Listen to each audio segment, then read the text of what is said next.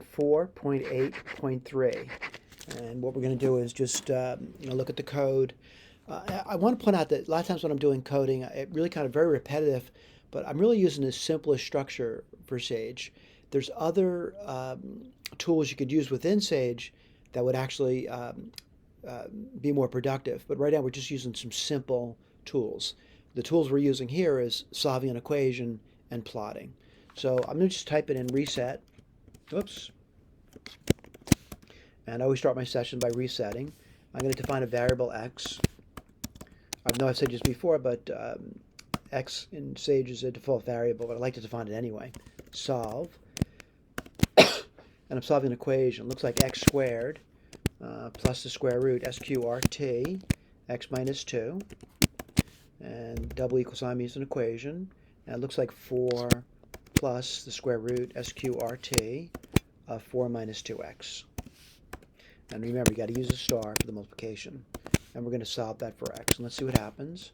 And bottom line, really nothing happened. All right, it didn't solve it. So I'm going to plot, P-L-O-T. And someone says, what are you going to plot? I'm going to plot, my equation, at least part of it. And I'm going to do the left side and right side separately. So it's going to be a list. So what I'm doing, I'm going to copy the left side. I'm going to plot that. I'm going to put it in a list. Now what does this mean? Y equals that. And I'm going to plot the right side. And what's the right side? And again, I don't need to retype. I'm just going to do a copy paste. I've already typed it in, so I don't need to retype it. And let's see what happens. All right, so looking at it, it launches this over here. And again, it's an okay graph, but I don't know if that's what I want to say. So what I need to do is I need to play around with it a little bit. All right, so what I'm going to do is I'm going to zoom out a little bit. I just hit the up arrow to get it back, by the way. I'm going to say x min is equal to -1. And I'm going to say the x maximum is equal to 3. And you can play around with this. There's no real cost of playing with software, by the way. Your machines are quite capable of doing this.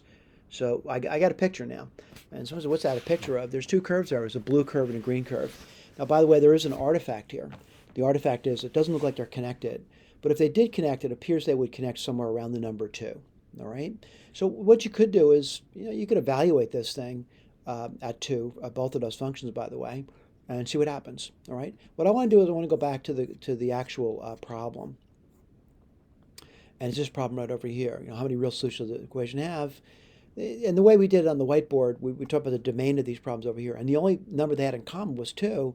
And if you checked it, it would be true. They do equal each other at 2, which is not a difficult thing to show, by the way. We did that at the whiteboard. So the graph is good, all right? The graph is good. Now what I want to do is I just want to use a little, different software in this problem over here. And I always, like to show students other ways of doing things. And again, I like the graphical method. And let me just type these in over here. And that's x squared plus the square root sqrt of x minus 2. All right, and then I'm going to put another graph down. Yes, I know you're not seeing anything there. Don't worry about that yet. We'll talk about how to see it later. New equation. And new equation I'm going to type in, which is going to be, let's see, 4 plus the square root sqrt 4 minus 2x. And let's type that in. And again, I don't see any picture there. And whoops, I don't see the graph anymore either. So let's just pull this up, and I'm gonna zoom out. And now I'm seeing it. And by the way, I'm actually seeing a better picture. So what I'm going to do is I'm going to zoom in to the region I think looks pretty interesting to me. So maybe something over here about. All right. So what am I seeing over there? Oh, by the way, I'm going to get rid of the axes. Give me 1 second to do so. And let me get rid of that. Say okay. And I'm actually, whoops, sorry about that. I'm actually seeing a better graph. And what am I seeing over here? And again, you can zoom into that if you want, but clearly it's a better graph than the one Sage provided for me. Now, I'm not claiming Sage can't do great graphs. I'm just saying it takes a lot more work to make great graphs out of Sage. All right. This application called Grapher runs on OS 10, and it's built into the operating system. It's a really great package. There's other softwares available out there, including a lot of web-based stuff like Desmos, Wolfram Alpha, yada, yada, yada. So I'm going to actually go to Wolfram Alpha now. And let me open up my web browser. Give me 1 second to do so.